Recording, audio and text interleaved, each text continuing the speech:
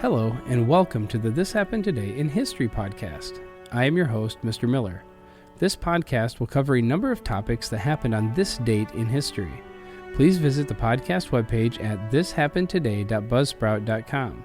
There you can download the notes page, which will help you organize the information as well as develop your own ideas on how these events change the world around us. If you're interested in hearing more, please consider subscribing so you will not miss out on what happens tomorrow in history. Today is June 2nd. In 1953, the coronation of Queen Elizabeth II took place and the whole country joined in celebration. This is a personal account from that momentous day.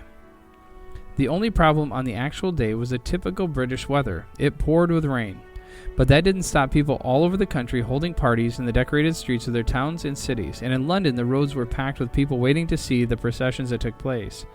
The massed London crowds refused to be downhearted by the weather, and most of them had spent the night before on the crowded pavements waiting for this special day to begin.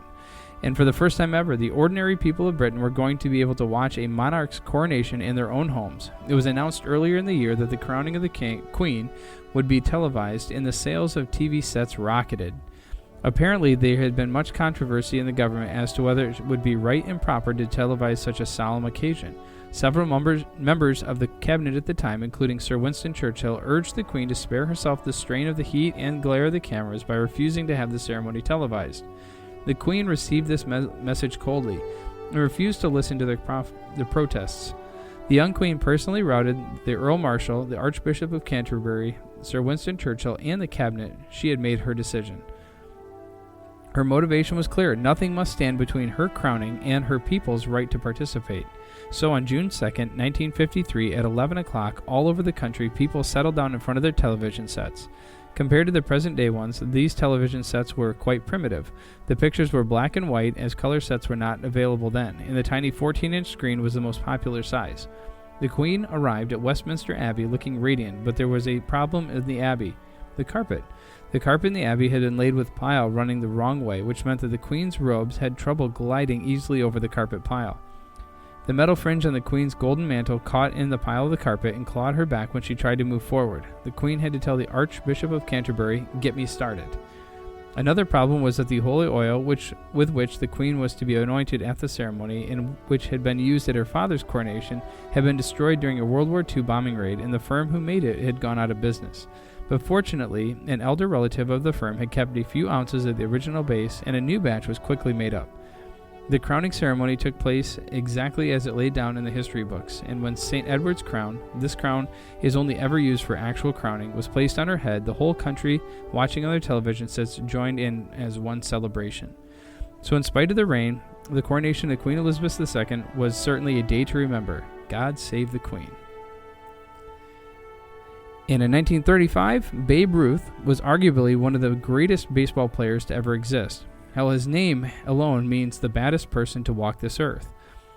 While he earned countless accolades, Ruth couldn't play on that field for the rest of his life.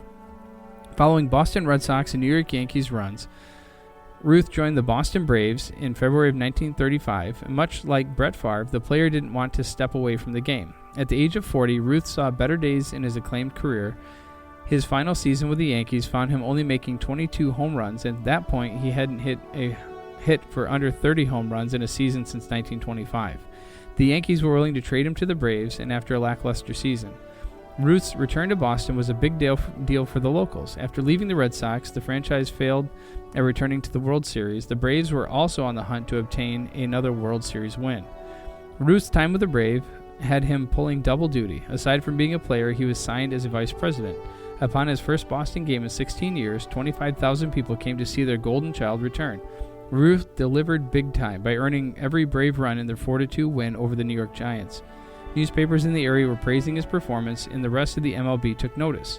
Unfortunately, his comeback game was the only great thing about his return. He would become a complete train wreck on the field due to his physical well-being. In early May, he wanted to retire before things got worse. Braves owner Emil Fuchs suggested that he stayed until at least Memorial Day. Fuchs assumed Ruth would change his mind following some wins under his belt. Ultimately, and unfortunately, Ruth would continue to see his stats go down the drain throughout the numerous games. After major arguments Ruth officially retired from the game on June 2, 1935. His final season found him with only 11 runs and 6 home runs. After hanging it up, he wanted to sink his time into managing a team. Unfortunately, no one was hiring until 2 years later. While Cleveland Indians were looking, they stated that Ruth wasn't fit for the job. They weren't the only ones closing the door on Ruth. The main reasons for teams not looking at him was his reckless behavior. Upon his death on August 16, 1948, baseball players and fans paid their respects to the legend. While he didn't conclude his career the way he wanted, Ruth still managed to become a baseball great. And then finally, 1966, Surveyor 2 was the first in a series of 7 U.S. missions to the moon that preceded Apollo. 5 of the 7 missions were successful. Surveyor 1 was launched on May 30, 1966, and landed on June 2nd. The mission's objectives were to soft land on the moon and to collect information on lunar regolith.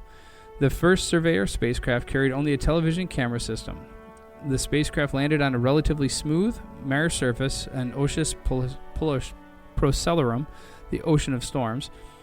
The Surveyor 1 landing site is also one of the areas identified by Project Constellation as a high-priority target for future human lunar exploration.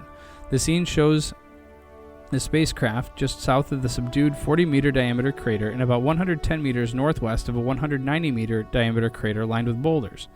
The landing site is in the northeast corner of the Flamsteed Ring, a 100-kilometer diameter impact crater almost completely buried by Mar lavas, such that all that remains exposed is the upper part of the original crater rim. Surveyor 1 collected over 11,000 images, most during the first lunar day between landing and July 7th in 1966. The spacecraft continued to operate until January 7th, 1967. The Surveyor images demonstrated that lunar surface was strong enough to support a landed vehicle or a human. The detailed images also indicated that the surface was composed of a granular material interpreted to be produced by the impact of various sized meteors over billions of years. You have been listening to the This Happened Today in History podcast. I thank you for listening, and I hope that you have enjoyed learning about historical events from the past. Thank you to the following websites for their information regarding today's topics: thepeoplehistory.com, Queen Elizabeth II coronation at www.historic-uk.com, Babe Ruth retires at history101.com, and the Surveyor 1 moon landing at lroc.sese.asu.edu. The music used as the background track for this podcast is Americana, created by Kevin MacLeod on Incompetech.com. If you enjoyed this information and would like to hear more, please consider subscribing, as this will keep the historical events in your feed in the morning for each day. I hope you have a great day.